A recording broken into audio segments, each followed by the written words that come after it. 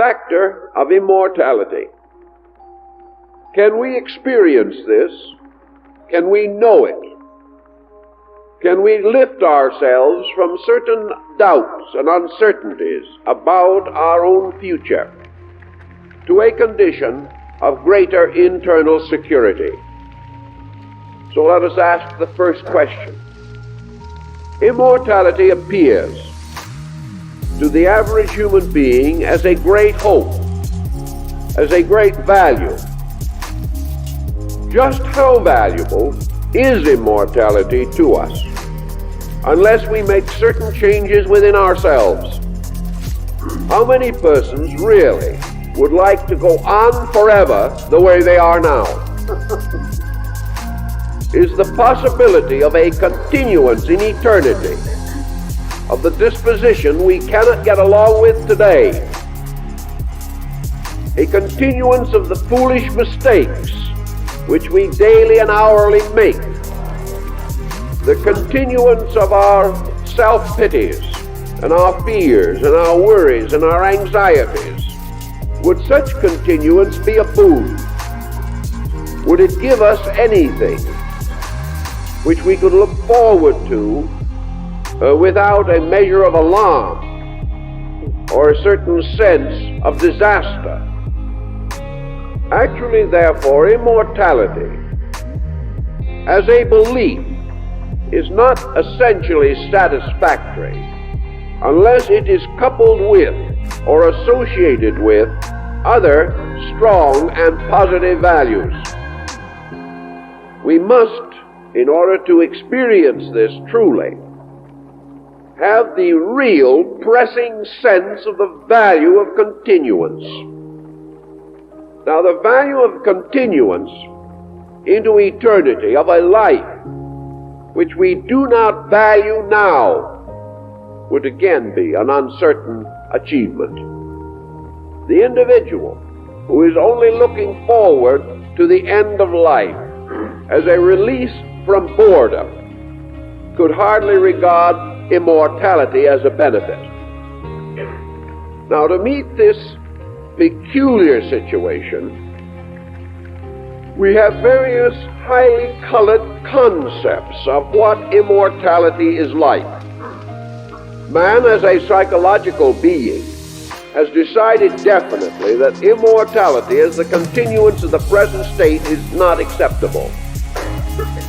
Therefore, he has developed various concepts of paradisios and purgatorios to take care of this.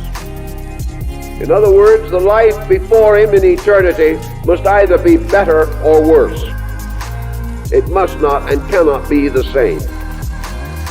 Obviously, we would have very little to look forward to if we really believed in the existence of a purgatorial state such as the theologians of long ago so loudly proclaimed. Because according to their dicta and according to their laws, rules, and the very concepts with which they framed these perditions, we would all be in them. Because for them, salvation was restricted to a very small group of special persons. On the other hand, the concept of the other world extending on into a magnificent vista of peace and glory and happiness violates every concept of reasonable and lawful procedure that we know. The individual, not having solved anything, cannot hope to proceed by the mystery of death into a state of solution. He must continue to be himself, and his future life, his immortality, as the Chinese point out, is acceptable only to the degree that it is necessary. The Egyptians held that immortality was reserved for those who needed it. We do not hold that thought today, but there is a certain point in it from an ethical standpoint that is highly intriguing. When the individual says here, I hate to lay down my instruments of labor, there is so much more to be done. There are so many things to learn, so many opportunities that I have never been able to avail myself of. There are so many who need my help. There are so many who need my presence and instruction. I regret that I have to cease these labors. Such a person, according to the Egyptian, would be a likely candidate for immortality. Why? Because he not only needs to live to fulfill his own instincts, but he desires to live. It is not an expectation, an acceptance of a doctrine which makes continuance inevitable. It is a voluntary statement of the desire and need to go on. The Egyptian pointed out that such was the type of person to whom the gods might well bestow this blessing, because to this person it would be a blessing. He wants to go on. He wants to grow. He wants to learn. Like Socrates, he goes forth to a great adventure of further becoming. But where is this adventure? Where is all of this? If the individual here and now is in the doldrums, has no interest in anything, no sincere desire to forget himself in the service of something greater, and really has nothing to live for even here, why then should this blessing be a blessing? Would it not be rather a heavy burden upon him? So in order to meet this emergency, almost all of your religious groups and your great philosophical systems have tried to impel the individual or inspire the individual to so live now that immortality would be a natural right, a proper continuance of a procedure already well established. The opportunity of the individual to see the future as the unfolding of useful and desired experience, not merely further twiddling of fingers somewhere in an infinite Elysian field. That there is no reason, no purpose in the individual attaining an extension of consciousness unless that extension is meaningful, purposeful, vital. We do not hold the old thought today. We assume the natural immortality of all things. But one thing we can take from the old philosophy, that is this very firm realization that whatever this continuance may be, it will be better if the individual is more purposeful. That if he has dreams and ideals, he then faces an opportunity for greater fulfillment. Whereas if he has none of these attitudes, he faces only continuance, and he can hardly endure that part of it which he now faces in this world. How then shall we say that man comes to the conviction of immortality? Man is bound in a very peculiar pattern, and one of his subconscious instincts seems to be that he realizes that he lives in a world in which all things that are necessary are available. Man observes nature's infinite economy, the wonderful way in which this life of ours is geared into numerous cycles and patterns. And man is convinced that nothing that he needs is unavailable to him. He must learn how to find what he needs, but it is somewhere available if his own understanding and his own consciousness can discover it. Therefore, the great need for immortality in the experience of the individual does a great deal to strengthen his belief in it. It gives him a sense of valid requirement. he makes his own proper request of nature by proving that his immortality will be of common good to himself and others. He therefore has the feeling, the expectancy within himself that this condition which he needs will not be absent from him if he firmly, internally visualizes life, that this visualization is authentic, that it states to him something that is so, and that he can believe firmly that what his heart and conscience tell him, these things are true. True because they come from roots and sources deep within himself. Immortality must be discovered within the person, but there is certain valid testimony relating to it around him. For example, dependent as we are upon the testimonies of our sense perceptions, we live in a world of continual life, yet a world in which each creature seemingly and obviously passes through the mystery which we call death.